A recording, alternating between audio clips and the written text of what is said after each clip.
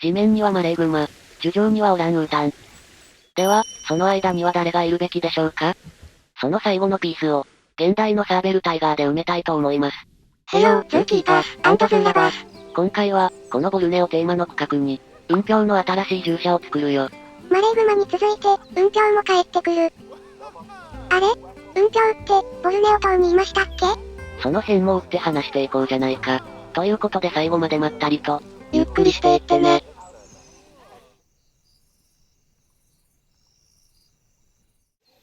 このボルネオ島をテーマにした区画、ハート・オブ・ボルネオでは、ボルネオ島に生息するか否かだけでなく、森の階層構造にも目を向けて、展示する動物を選んできたよね。霊長類の比較といった別の要素もありますが、確かにそうでしたね。林間に暮らすボルネオオランウータン、林床に暮らすマレーグマ、そしてマングローブ林に暮らすテングザルと、これまで3種のボルネオ産動物を導入してきました。その通り。そんな中、低牧草から中牧草にかけて暮らす動物が、このエリアの最後のピースとなった。その空白を埋めるために、白羽の矢が立ったのが、雲氷だったわけさ。それはわかりますし、非公開中の動物が帰ってきてくれるのは、とても嬉しいのですが、雲氷って、ボルネオ島にはいませんよ。でも、そこには禁煙種である、澄んだ雲氷がいるよね。言われてみれば確かにいますね。今回の雲氷は、その代替種。言い換えれば、代役ってことさ。それなら合点がいきます。でも、それだけじゃない。こんな感じで、マレーシアテーマの区画と、ボルネオ島テーマの区画の、境界線としての役割も担えるよ。なんと？マレーシアのエリアから、テングザルやオランウータンを見に行くためには、雲氷やマレーグマのそばを必ず通る仕組みになっている。そうなると、雲氷もマレーグマも、ボルネオ島の動物としてだけでなく、マレーシアの動物としても見てもらえるよね。確かにそうですね。一旦整理すると、空白を埋めるのにぴったりな動物がいなかったり、エリアの境目に迷ったりしたら、代わりになる動物を入れればいいってことですね。そうだね。生息地、バイオーム、植生、分類など、共通点を見出せれば、動物園のコレクションプランが、より良くなると思います。行き詰まった時に、試してみるのもいいでしょう。これも選択肢を増やすテクニックってわけですな。というわけで、理想の展示を実現できる、新しい雲氷車を、基礎から作っていこう。おや？以前の雲氷車は無作式だったのに、今回は金網で展示するんですね。ああ、それなんだけど、脱走を防ぐために、幅の広い堀になったから、メインの観察ポイントから見ると、雲氷との距離が遠いんだよね。目玉スポットが一番見づらいのは本末転倒だわ。そうなんだよね。だから今回は、金網をメインとした展示場で、雲氷を近くで見られるようにするよ。金網ならば、動物との距離が離れすぎませんもんね。それならばガラスでもよかったのでは？ガラスでもいいんだけど、空気の通り道ができたり、雲氷が登れたりと、現実的なメリットがあるから金網にしたよ。そうでした。ガラスよりは見えにくいとはいえ、動物の息遣いや匂いを間近で体感できたり、風通しがいいといったメリットがあるんでした。まあ、ゲーム内では表現されてないんだけどね。それもそうでした。とはいえだ、これまで、無作式を押してきたけど、動物種に合わせて障壁の種類を変えるのが一番だな。激しく同意。あ、施設の外観はどうしましょう？それについては、各区画の境界線という意味を込めて、従者側は、遺跡モチーフ、金網側は、動物園や保護施設モチーフと、それぞれのデザインを合わせたようなものにするよ。マレーシアの湿地林と、ハート・オブ・ボルネオ、どちらの施設でもあるとわかるように、デザインを融合させるんですね。そういうことを、どういう施設か、一目でわかる方がいいからね。デザインにもこだわっていこう。はーい。ここで、金網側に一工夫。檻の天井を支える柱に、木木の造形を設けて、何本か設置するよ。これで施設の強度が上がりますね。でも、どうして木木の造形を足したんですか？低牧草から中牧草にかけての環境を再現しつつ、それぞれを橋渡しするように丸太を設置することで、雲氷の行動特性に合った空間を作るためだよ。なるほど。景観作りだけでなく、空間エンリッチメントとしての役割も担っているんですね。そういうことを。ということで、新しい雲氷車の基礎が完成しました。いつの間に？この空間に雲氷を入れてみて、ここで安全に飼育できるかを確認しよう。はーい。すごいぞ田中っち。オランウータンの名前が全頭分来たぞ。はい、マジで？なんだよその信じられないものを見た目は。はい、ということで、非公開施設で飼育していた雲氷が現場復帰しました。おかえり。早速順濃度を確認しておこう。一部項目を無効にしているとはいえ、大きな不満は抱いていないみたいですね。ヒートマップで行動範囲も確認しておくよ。特に脱走できる場所はないね。これなら仕上げに専念できそうだ。造形に専念しすぎて、通れない場所が出ないように気をつけたいですな。その前に、ここで一旦休憩。プラネットズーをより楽しむために、動物たちのあれやこれやを深掘りしよう。今回は何について話します？今回は、雲氷最大の特徴である、牙についての話をするよ。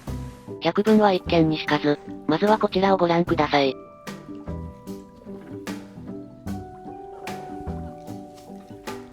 お分かりいただけましたでしょうか？拡大してもう一度。はい、ここ。顔の大きさに対して、牙がとても長いことがわかると思います。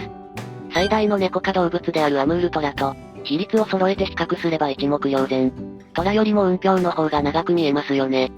このことから、雲氷は最も長い牙を持つ猫科動物と言われているんです。普通にしてても、牙がキラリと見えるほど長い、現代のサーベルタイガーと呼ばれるゆえんですね。まあ、どうしてここまで長くなったのかは、あまりわかってないんだけどね。あらら。でも、その使い道は他の動物と共通する部分もあるはず。それならば、他の動物も見ながら、牙について深掘りしていこう。はい。スピード、パワー、テクニック。肉食動物たちは様々なアプローチで狩りをするけど、どんな種でも、牙の使い道は同じだよね。言われてみれば確かに、爪や足の使い方は違えど、獲物に致命傷を与えるのは必ず牙ですもんね。その通り。どんな肉食動物でも、出血、窒息、脊髄破壊といった、獲物へのとどめとして、牙を使うんだ。雲氷の長い牙も、その役割を担っていると考えられているね。爪や尻尾といった他の器官とは違って、使い道が限られてるんですね。でも、それは肉食動物に限った場合の話。他の動物にも目を向けてみよう。例えば、オランウータンをはじめとした猿の仲間。多くの霊長類のオスは、このように牙が発達しており、メスへのアピールや、オス同士の闘争に使われるよ。猿の場合だと、社会性において役立っているんですね。象やイノシシといった、草食動物にも牙があるよね。彼らの場合だと、闘争だけでなく、身を守るための武器や、餌を確保するための道具として牙を利用するんだ。こうして見てみると、牙の使い方も色々ありますね。ではここで、皆さんにクイズです。使い道が異なる牙ですが、その構造は大体同じ。ですが、この中に一種だけ牙の構造が異なる動物がいます。果たして、その動物とは一体どれでしょうか？正解は後ほど。リアルで飼育されている個体の名前はダメなんだけど、別種だから採用したぞ。次回から気をつけていただけると幸いです。ここからは、3つのポイントに絞って建築作業をお見せしようと思ってたんだけど、そのうちの1つはもうできちゃってるんだよね。はい？それがこれなんだけど。なんだ、ただの池じゃないですか。実は、この池にある工夫があってね。どことなく、心という字の形をしているように見えるだろ？言われてみれば、そう見えるような。これは、神事池と呼ばれる、日本庭園の技法だよ。日本庭園ですか？私たちが作ってるのは動物園ですよ。ああ、その通りだ。だけど、動物園も、日本庭園も、限られた場所に自然な空間を作るのは変わりないじゃろ？言われてみればそうですね。だから、動物園の造園に、日本庭園の技術を取り入れることがあるのさ。まあ、文化的側面よりも、技術的側面が重視されている。こと神事池においては、心の字のように複雑な形に掘れば、自然っぽい池が作れるってわけ。意外なところに動物園作りのテクニックが秘められているとは。池の他にも、滝や植物、岩の配置など、勉強になることが多いから、日本庭園の技法についてもっと知りたいところだね。次のポイントは、この距離感の改善だね。いくら金網で作ったとしても、雲氷がこっちに来るきっかけがなければ意味がない。そのきっかけとなる、キャットウォークを金網側に作ろう。了解です。フィエスタテーマの金属を組み合わせて、支柱を作り、そこに、東アジアテーマの木材を取り付けるよ。その木材を選んだ決め手は何でしょう？パーツの中央を、雲氷が移動してくれるからだね。塗装されてないから、景観も大きく妨げない。この建築に関しては、いい感じのパーツだと思うよ。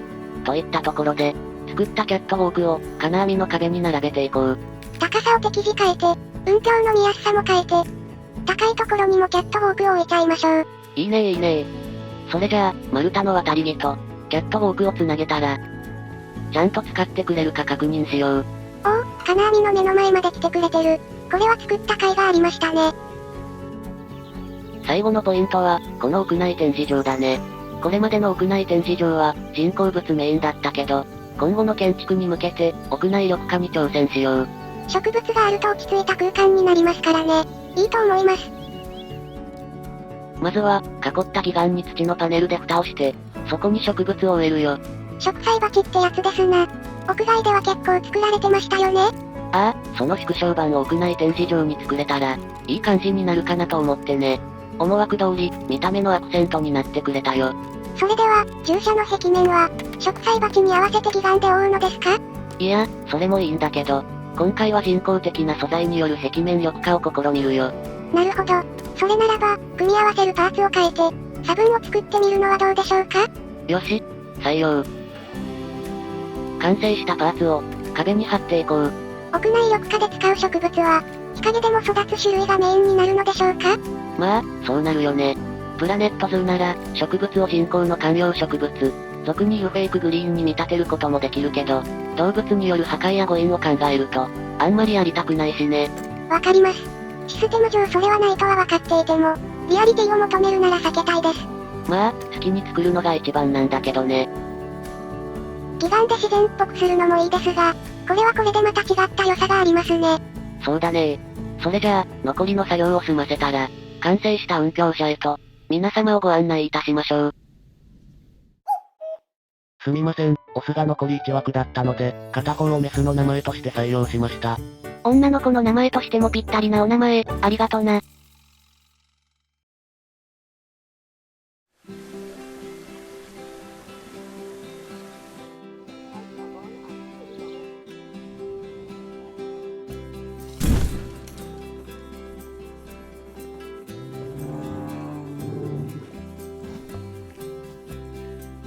あの現代のサーベルタイガーが、新たな役割を担って、帰ってきました。生まれ変わった運響車へと、皆様をご案内いたしましょう。この運響テンプルでは、陸地面積979平方メートル、登れる面積450平方メートルを確保した敷地に、オスの猛犬と、メスの琥珀、雌雄1頭ずつ、計2頭の運響を飼育、展示しています。先にも述べた通り、この展示は、マレー半島とボルネオ島の展示、双方を兼ねており、ボルネオ島の展示としては、澄んだ運響の代替種になります。上から見るとこんな感じ。画面中央、東側に屋外放飼場。その左隣、西側に屋内展示場。そしてその上隣、北側には、バックヤードがあります。順を追って見ていきましょう。屋外放飼場は、無柵式展示ではなく、金網での展示になりました。これにより、中型猫科動物である運響を、脱走させない安全な環境で飼育しつつ、近すぎず、遠すぎない、適切な距離で観察できる環境を実現しています。また、地形や登り棒で高低差を設けることで、奥に行った運響もしっかりと見えるようにしました。観察しやすくする工夫は、これだけではありません。金網の前面に、キャットウォークを設けて、運響を目の前で観察できるようにしたり、オランウータンやテングザルの観覧通路からも観察できるようにして、奥にいる運響を異なる角度から見られるようにしたりと、どんな場所にいたとしても、運響を見つけられる環境を整備しました。その一方で、常に見られる環境にしてしまうと、ストレスの原因になってしまいます。そこで、植物や岩を複数箇所に密集させ、ある角度からは見えたとしても、別の角度からは見えないような景観にしました。それだけではありません。観覧通路という歩道の間に、矢だけによるスクリーンを設けて、さらなるストレス対策をしています。このように、金網の檻でありながら、自然体でいる運響を見られるように、様々な工夫を込めた屋外放飼場ですが、屋内展示場や、その外装にも、より一層力を入れました。外装は、旧運響車を意識しつつ、マレーシアの湿地林とのつなぎになるように、熱帯パックの建材を用いて、遺跡風にしています。そんな遺跡の中には、屋外放飼場のガラス銃と、屋内展示場があり、雨風や日差しを避けながら、運響をガラス越しに観察することができます。こちらが屋外ガラス銃。屋外の観察ポイントから見えないときは、こちらから見えるかもしれません。そしてこちらが、屋内展示場です。屋外放飼場よりも、雲氷を間近で観察することができるので、あの特徴的な牙を、より高い確率で見られることでしょう。テングザル、マレーグマ、オランウータンにかけて、様々な屋内展示場を作ってきましたが、今回は、先の屋内緑化や、鉄柱とロープ、木板を使った遊具など、内装作りにも挑戦しました。また、今回も教育展示物を設置しました。看板を組み合わせて、双葉書のシルエットを作ってみましたが、なかなか楽しかったですね。簡単にではありますが、ライティングも行いました。夜間開園の暁には、また違った雰囲気を楽しめることでしょう。その裏手にあるバックヤードはこんな感じ。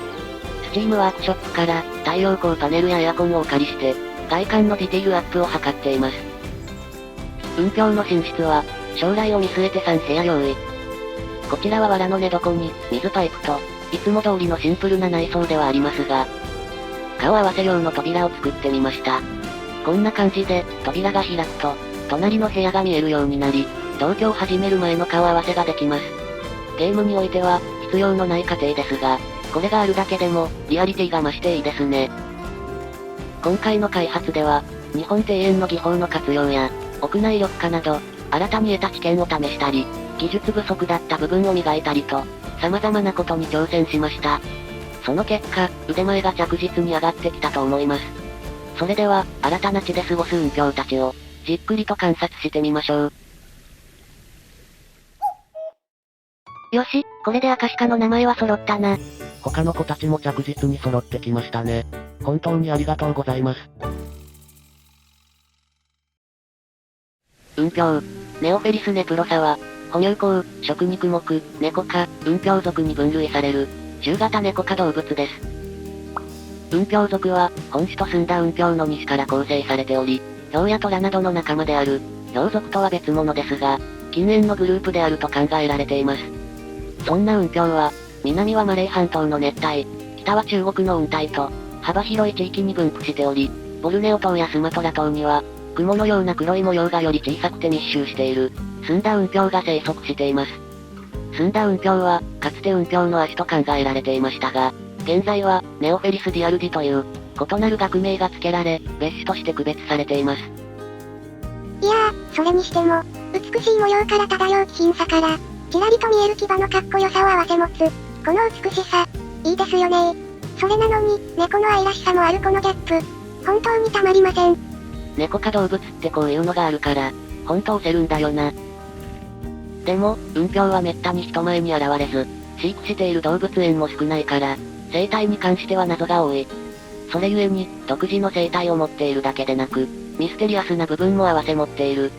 これは今後の研究課題であり、本種の魅力とも言える特徴だね。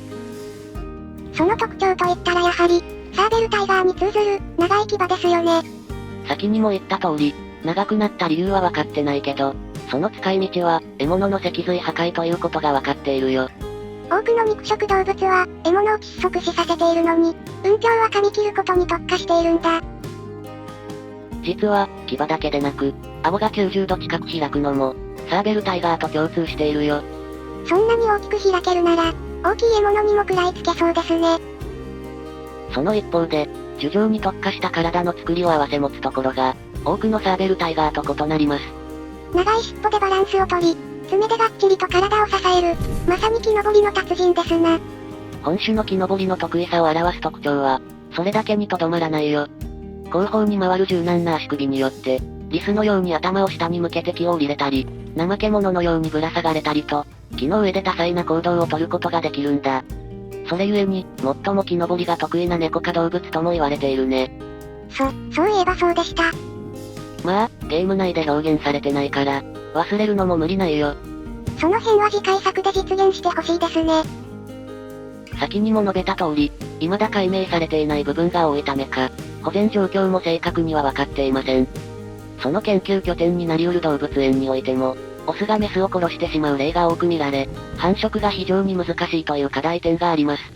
このことから、今後も目が離せない動物とも言えるでしょう。オスのオランウータンには、なんと4件ものお名前案が届いたぞ。アンケートの結果、こちらの名前になりました。みんなありがとな。正解発表。先ほど出題したクイズの答えは象の牙です。猫の牙や猿の牙は、犬歯と呼ばれる歯が発達したのに対して、象の牙は門歯。言うなれば、前歯の一部が発達したものなんですよね。皆さんの予想は、当たってましたでしょうか？というところで、今回学んだことを、軽く振り返ってみましょう。まず第一に、プラネットズーを遊ぶ中で役立つものとして、こちらの3点を挙げさせていただきました。大体種の概念を知るだけでも、動物園作りの幅が広がると思いますので、ぜひお試しください。今回導入した雲鏡に関しては、こんな感じですかね。こんなにもユニークな生態を持つ雲鏡ですが、日本の動物園では、横浜動物園ズーラシアでしか飼育されておらず、現地に行っても、あまり注目されていない感じがします。これを機に、雲鏡に会いに行ってみてください。新しい雲鏡車、いかがでしたでしょうか？個人的には、動画の内容も含めて、新しいことに挑戦できたと思っています。キャットウォークが素晴らしい、とか、私だったらこう作るぜ、とか、熱い感想コメント、お待ちしております。雲鏡たちにはもう名前がついていますが、当園ではまだ名前を募集している動物たちがたくさんいます。概要欄と固定コメントに、お名前応募フォームのリンクを載せてありますので、そちらからご応募いただけると幸いです。素敵なお名前お待ちしております。その他にも、チャンネル登録や高評価、ハイプなどで応援していただけると、非常に励みになります。それでは、また次回の動画でお会いいたしましょう。ご来園、ありがとうございました。またなズーキーパー。またねー。